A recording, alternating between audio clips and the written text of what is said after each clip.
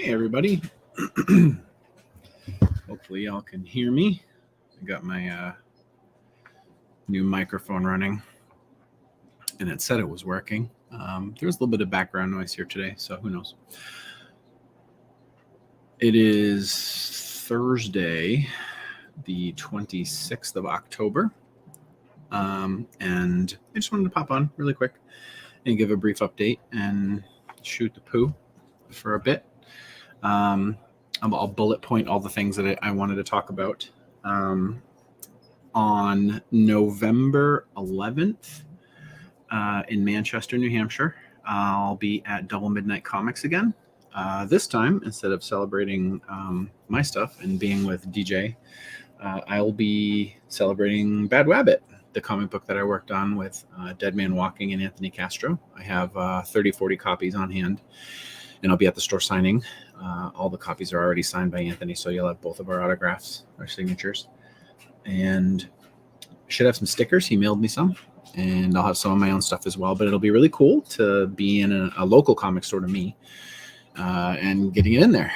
We did 2 stops down in Austin, which is where Anthony's out of, and we had a good crowd at both stops. So I'm hoping that we get a good crowd here in my home territory. And Double Midnight plans on stocking the book afterward as well. So that's really exciting. So if you're in the Manchester area on November 11th, it's a Saturday. It goes from like 11 to 2, 2-3 hours, and then we'll see what happens afterward. But it'd be great if some folks could stop by. That's the most time-sensitive thing. The other time-sensitive thing is we're tentatively looking at November 17th to stream the Adrian's Undead Diary role-playing game session. So if you didn't see the Kickstarter to launch the hardcovers, there's a big stack of them right here. This is pretty much all I have left right there. One of the levels that you could pledge at was to participate in an online role-playing game run by me, set in the AUD universe, that would be canon. So I'll run the game, obviously, and we have 4 players. JB Daniel, who happens to be a guy that I play with all the time. He's the DM for the campaign that I'm in right now for D&D. He, Josh Algarin, Chris Barnes, and Cynthia Manson. Cynthia's from Australia, so that'll be really cool. The 4 of them will be the players, and we're going to stream it through JB's Twitch stream. So you'll be able to tune into that live and watch us play. And it's going to be a lot of fun. I just sent off the character sheets to everybody, and they're doing their final tweaks, and we're just settling on a day. And the day that looks like might work is Friday, November 17th. And we're probably going to start somewhere in the realm of 7 or 8 o'clock Eastern Standard Time, and it should run 4 to 6 hours. Depends on how fast they get through the adventure, and it'll be a lot of fun. So this is the first time I've done any official role playing in Adrian's universe, so it'll be really cool to see what people think of it. I have some mechanics that I came up with to make it kind of compelling. And if you're curious, we're going to use the All Flesh Must Be Eaten system by Eden Studios. I have the book right here, actually. And it's an old game. All Flesh has been around for a very long time. And they use what's called the Unisystem, which is a very simplified mathematics system for role-playing. The numbers are very intuitive. It doesn't get very complicated. It doesn't change a whole lot. And I even simplified it greater so people would be able to just play immediately. And I added some AUD-specific game mechanics that I think will make it even more fun. So November 11th for the comic book signing in Manchester. November 17th, the following Friday, for the role-playing game, probably. That date might change, but that looks pretty good for all of us. And if you're a patron of mine on Patreon, the Diggory book is going up 2 or 3 chapters a week right now. And I also just started posting maps. So in the storyline for the third Diggory book, he's starting to do stuff like search his house. because he's realizing that there's a ton of secrets on the island that he lives on, and his house is probably filled with things that he hasn't bothered to examine yet. And one of the things that my brain likes to do is have a map, so I know how things are laid out. I know what the flow of things are. I know that if a character is standing in this room and facing in this direction, this is what they'll see. That helps me create the story. And I started posting images of his house on Patreon. And so I'll just flash these up here for you. You can see the better images. But this is an image of his first floor. He lives in a big Victorian on the New England, the New Hampshire and Vermont border. And if you know, his garage is down there. You kind of come down a hill here and then into the driveway, and it's a 2-stall garage, and he's got a turret on the corner. It's a classic New England Victorian. Big porch kind of wraps around the corner there. And then I did the second floor in the attic, which is pretty cool. And again, the turret, the attic is up here. It's obviously smaller than the house because of the head clearance. And he's got a second story, kind of balcony porch area, which he talks about. He's up here at one point and sees a monster walking through the woods far away, and the monster's like kaiju sized, and he goes to investigate it and finds like footprints in a field, footprints that are big enough to like stand in. And then I did the basement. So the plan is that these are all going to be up on Patreon over the course of the next couple of days. And I know the first one's posted. I think the second one goes up possibly today or Monday, I forget, maybe Tuesday. So anybody over there can look at them in detail and scan them. And then from there, I'm hoping to have those turned into like professional maps that can go in the book. That way people can read the book and they can see the same visual that I see. But if you want to see them now, they're on my Patreon. As far as Diggory goes in general, that's the book that I'm currently, all hands on deck on. I'm working on it 3 days a week. And I am about halfway done with it, perhaps a little bit more, and progress is going really well. The summer was really tough with the Kickstarter and with the kids being home from school, and I did not get anywhere near the productivity that I had hoped for. So now that the kids are back in school, not today or tomorrow because they're off for parent-teacher conferences, but I've been able to work, 4 or 5 solid hours every day, which means actual productivity. So I've written more in the month the kids have been in school than I did the entire summer. So the plan is I should have the book done probably in the next 10 days or so, maybe 20 days if there are some more significant delays. And then it will go off to editing. The editor's ready to go, and cover work should be done sometime in December. And I can't get Joe into the studio to record the audio until January, and he might be able to push me up, but I'm not going to hold that to him or hold him to that. So I think we'll probably see maybe a print and Kindle release December or January, and then audio, a few weeks after that. We'll have to see what the timeline looks like, but soon, a few months away. After that, I'm going back to Adrian's, which would be book, I think 15 we're on. And I've been kind of outlining that on the side, getting ready to go back to it, getting my thoughts organized for it. And I've said that there's definitely 1 and possibly 2 more books. And with the details that I outlined, it looks like it could actually be 2. As long as I have enough meat to make it 2 good books. I don't want to put out like a half-assed one just to put out a second half-assed one. I'd rather just put out 1 good book. And that'll be the end. That'll be the end of AUD. Possibly forever, possibly for a year or 2, like I did with ending with Cassie and then starting up with the Dealer of Hope. Gosh, it was like 10 years ago now, 12 years ago. But 1 or 2 more. And that's my next project. And hopefully that'll be done. I'll be done writing it sometime in January, February, and then a release pretty quickly. DJ kind of keeps some time available for recording in his pocket for me, and Alan's usually pretty quick with cover work. So with other AUD stuff, I have just greenlit and released to retail the first 2 books in hardcover. So the new art will now start appearing in the hardcover format at retailers all over.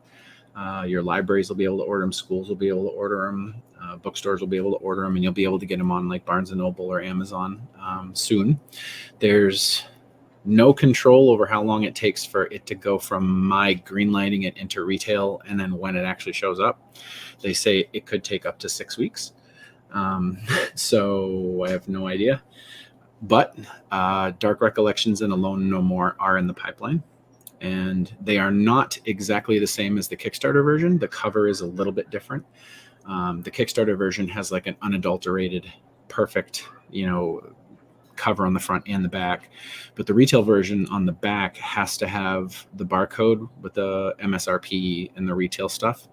So they're slightly different in that way. And there's a tiny, tiny difference on a couple of the books where I noticed that there were some typographical and layout things that I wanted to fix. So Tim, AUD has audiobooks. Yes, the AUD audiobooks pay my mortgage. You can get them on Audible. You can also get them on iTunes. So, and if you have Audible but don't have the money for the books, just shoot me a message. I'd be happy to gift you a code where you can get a free download for a book or two. So anyway, the hardcovers are in the pipeline. Hopefully they'll be available soon so people can order them for Christmas. And my plan is to stagger the releases on the hardcovers every 2 weeks. So book 1 went up, and then I put book 2 up like a week later. So those 2 should hit pretty quickly. And then today, I think I greenlight book 3. Here's my notepad. Yeah, today. So after I get done with this, that's my next job. And then it's 6 weeks from today, up to 6 weeks from today. And then in another 2 weeks, I'll put up the next book, and so on and so on. That way I have a new release every couple weeks, which should help the series with visibility. And also, when those covers hit retail, I am going to go back into the Kindle and the audiobook versions and upload that new cover art to replace the old cover art. So the covers as they stand right now will only be available for a couple months, and then I'll rotate them out. I have no plans to change the paperback cover because that would be an enormous cost to get all that fresh art. And frankly, it would be kind of cool that people would be able to get them in some way. Hey, Shelly, 3:33 p.m. Shelly. Ooh. So anyway, new cover art's coming for that stuff. It's the hardcover art, which is still new. Merch. I put up a post the other day where people could order a bunch of the books that I have on hand here. Still have most of them. Only a couple things got bought. So if you're interested in picking up any of the merch for the holidays, sooner is better. The Postal Service gets overwhelmed starting about mid-November and on. So if you want to get stuff for the holidays, from me at least, please don't wait too long. I have more books coming in as well to satisfy paperback orders soon, but don't wait. Happens every year. Somebody messages me on December 16th, and they're like, "Can I get books by Christmas?" And no, you can't unless you want to pay $80 for priority shipping. So yeah, that's the challenge coins. I get the Diggory coins. I have AUD coins. I have the posters. I have all the bumper stickers and bookmarks and books and stuff like that. So message me. I'll take care of you if you want anything. Dice stuff, I still have a bunch of AUD dice left over. Not a ton, 10 or 12 or so. If anybody wants any of those, there's a post in my Tier 1 games group, my Tier 1 dice group, where you can go over and just see what's available. And almost all of that stuff is still available. And then just, again, shoot me a message. And I can also make the Jinx Fairy D&D dice sets. So I commissioned Special Masters to make the whole set of gaming dice with the Jinx Fairy on it on the one. So when you get a crit miss or whatever, the Jinx Fairy shows up. And if you want any of those dice, you can order those now. So that'll be fun. And yeah, that's about it. I don't really have any other big updates to talk about, but I did want to check in real quick and give people a little bit of a heads up with summer being being on here doing lives and having chats is kind of spotty. And oddly enough, during school, it's been really tough too, because I have my streaming set up here in the basement in my quote unquote office. And my wife's office is like right over here, like literally right over here. And she's a therapist, and I can't be near her for HIPAA violations. So when she is with a client online, I basically have to like completely leave, which means I'm like working on the porch, or I'm working on the couch, or at the kitchen table upstairs, which is fine. I get to work from home, and that's fantastic. But in terms of setting up like streaming time, it's a challenge, because I have to move like my microphone, and I have to move, my lights and whatnot. And I just don't want to do that. So hopefully I'll be able to jump on more and do some stuff. But yeah, I did one of the last live streams I did. I was working on my birthday gift, which was the Lego Nintendo, and I did finish that. And I just want to show it off real quick. This was a super duper fun build, and you see you get the actual Nintendo. This is Legos, everybody. Comes with a controller, right? And then I don't know if anybody had one, but it opens, right? And then game comes out. It's even got the slot for you to blow in. And what's really cool is on the side they have like all the original plugs, right? Audio, visual, and like all the different connections in the back, including the little tiny reset button, which is so sweet. And then hidden here on the side, they have a little like mini Mario thing, right? All the tubes. It's like the underground section, right? So that was fun. I built that finally. And then with that, the second part of it was the TV. It comes with this little TV here, which is so cool. And this was one of the most technical things I've built for Legos. But you can see it's got this, right? And the back of it is you get all the plugs, all the cords, all the holes, all that stuff, just like a real old school TV. And the knob clicks and stuff like that. If you can hear that. And then we switch hands. But when you crank the handle here, if I can get it to go, it moves. This satisfies so much of my inner child here. It's insane. But anyway, this was the last thing that I was building or doing when I was live streaming. So I just wanted to give people an update that, yes, I did follow through and I did finish it. So, yeah. Very cool. Very, very cool Father's Day gift. Lucky Omnibus. Yes. Oh my God, that's tomorrow. You're right. Thanks, Carl. Yeah, the audio is out now, and it's selling fairly well, which is really exciting. Thank you for the reminder, Carl. I totally spaced it. So we've been begging for reviews big time on the audio version, because it came out way quicker than I thought. They said, they say 10 days, and I think it was like 10 hours. And the reviews for the Locky individual books do not port into the omnibus, even though it's connected to the series and listed as connected. They don't consider it the same title. So even though each of the Locky books has like 95% 5-star ratings, none of it shows. So we've been begging people to go to Audible and get the book and review it. And we have codes for that. So if anybody has already listened to the trilogy, or if anybody wants to listen to the trilogy through the omnibus, through Audible, quickly, and then leave a review, message Carl Meadows or I, and we have plenty of codes. I think I gave Carl 12, and I think I have another 38. And I think I've only given out a few. So I probably have like 34, 35 left over, and I'm happy to give them away. As long as you can please follow up with a review for it.